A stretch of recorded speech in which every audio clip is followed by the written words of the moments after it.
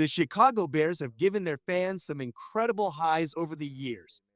But with triumph also comes heartbreak, and sometimes it's the kind of collapse that burns into the memory of every die-hard fan.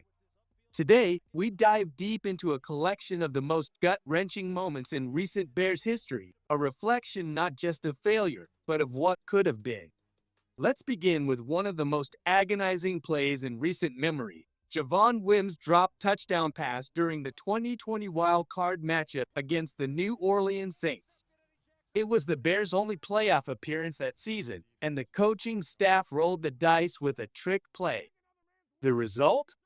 A beautiful dime from Mitchell Trubisky, a wide-open shot at the end zone, and a shocking drop from Wims. The ball barely grazed his fingertips. It was the type of moment that silenced fans in disbelief. The drop was more than just a missed catch. It was emblematic of the Bears' offensive struggles that season. This was the first year of the expanded wild card format, and the Bears had limped into the playoffs. Despite a strong defensive showing, the offense lacked punch, and Wims' missed opportunity all but sealed their fate. To add insult to injury, both Javon Wims and Anthony Miller were ejected for separate incidents with Chauncey Gardner-Johnson, another snapshot of a team unraveling on the big stage. Moving along, we find ourselves face to face with another bizarre and humiliating moment. Head coach Matt Eberflus' failed radio interview in the wake of a game. After the Bears' win over the Patriots, Eberflus appeared on ESPN 1000, only for the phone connection to fail repeatedly. As if the on-field issues weren't enough, now even basic communication became symbolic of the team's dysfunction.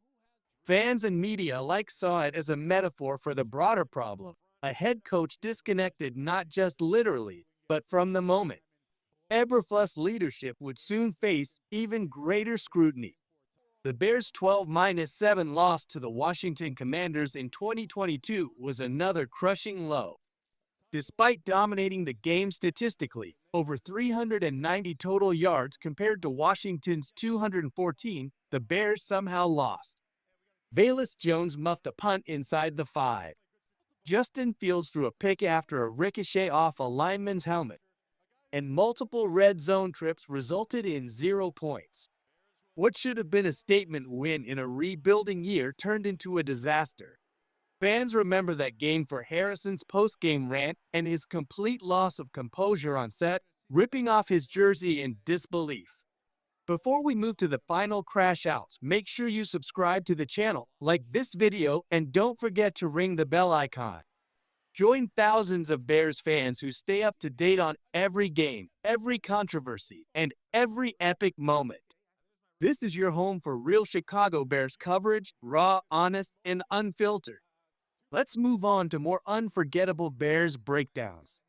Few things have caused as much collective groaning among Bears fans as the persistent struggles with game management, and at the center of that storm was Matt Eberflus. A prime example came on Thanksgiving Day during a brutal sequence against the Detroit Lions. With under 20 seconds on the clock, Eberflus inexplicably failed to call a timeout, leaving Caleb Williams to scramble through a chaotic, hopeless attempt to save the game. 2 unblocked defenders came through untouched, and a perfectly winnable game slipped through the cracks due to poor sideline awareness.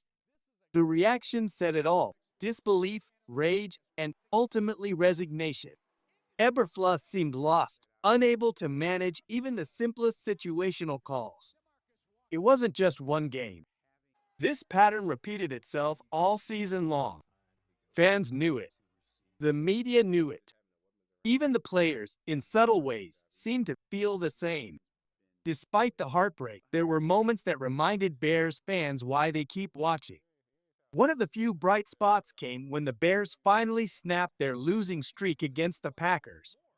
After 2,210 days, Chicago beat Green Bay. It came down to a 51-yard field goal by Cairo Santos. The snap, the hold, the kick, all flawless. As the ball sailed through the uprights, fans erupted. It was a release, a catharsis after years of watching their team stumble in this rivalry. That moment, though exhilarating, couldn't mask the overarching issues that plagued the team. Just weeks later, the Bears would suffer what many now call the worst defensive collapse in franchise history. Facing the Washington Commanders, the Bears had a lead, a defensive stand, and one final play to secure the win. Instead, rookie QB Jayden launched a 65-yard Hail Mary. With no timeout taken to reset the defense, chaos unfolded. Tariq Stevenson misjudged the ball. No penalties were called. And in the most agonizing fashion, the Commanders scored. The Bears had victory within grasp and let it go. It was a backbreaker. And more than just a loss, it was a mirror held up to a franchise still reeling from internal confusion and poor leadership. Harrison's reaction was iconic, frozen in disbelief. The broadcast team left speechless, fans raging in the chat. It was the kind of moment that defines a season or ends it. Looking back on these crash outs, it's easy to feel overwhelmed. The Bears are a historic franchise, one of the NFL's cornerstone teams. Yet, time and again, they've found new ways to disappoint their loyal fan base. But this collection of blunders, from coaching gaffes and dropped passes to radio silence and gut-wrenching last-second defeats, is more than just a highlight reel of failure. It's a reminder of what the team has been through to get to where it is today. The Eberflus era appears, in retrospect, to be a cautionary tale. A team led by a coach seemingly unable to adapt, unable to inspire, and ultimately unable to win. Fans had hope at the start of his tenure, but by the end, that hope had evaporated. You could see it in the post-game shows, hear it in the tone of the broadcast team, and read it in the comments. The Bears deserved better. And maybe, just maybe, better days are ahead. The arrival of Caleb Williams has sparked a new wave of optimism. The win over Green Bay in 2025 wasn't just a highlight, it was a signal. A fresh start. DJ Moore making plays. The offensive line protecting better. The coaching staff showing signs of understanding situational football. These are the green shoots of a new era. But let's be clear, the memory of these crash outs won't fade easily. Fans don't forget. They remember the pain because it came from passion, from loyalty, from years of investing emotionally in a team that has too often let them down. What makes Bears fans special is not just their dedication, but their resilience. They endure the crash outs because they believe in the comeback. And maybe this season, finally, is the beginning of that comeback. So buckle up. Football season is almost here. The Bears have a lot to prove. And while we hope the crash outs are behind us, we'll be here, watching, reacting, and always bearing down. Stay tuned for more raw and real Bears coverage. This isn't just another NFL team.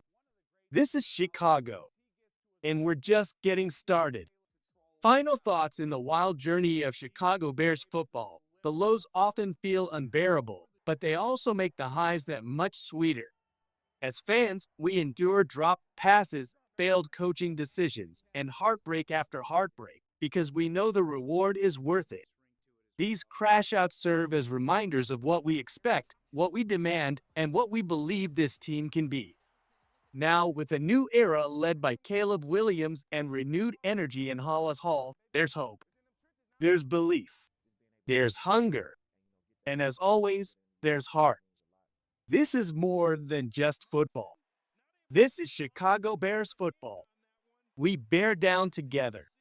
Through every fumble, every fourth quarter heartbreak, and every improbable win. Because one day, when it all comes together, the victory will taste that much better. Thanks for watching. Subscribe and stay locked in. We're not just telling stories. We're living them one Sunday at a time.